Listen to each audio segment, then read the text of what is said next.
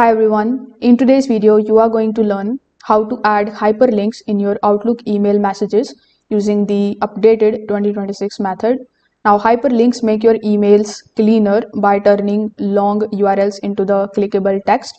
So let's walk through it step by step. First of all, you need to open your Outlook application on your computer. You can also open it in your web browser. Over here, click on the option of new email. In the message body, you just have to type the text that you want to turn into the hyperlink.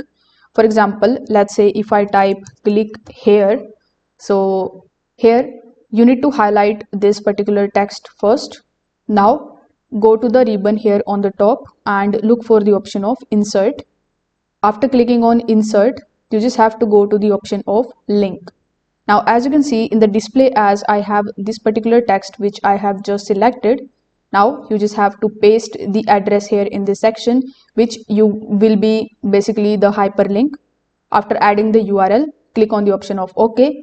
When you click on this particular text on which you have just added the hyperlink, it is going to redirect you in your web browser, meaning that you have successfully added the hyperlink to your Outlook email messages. If this video helped you out, make sure that you like this video and subscribe to the channel. Thanks for watching.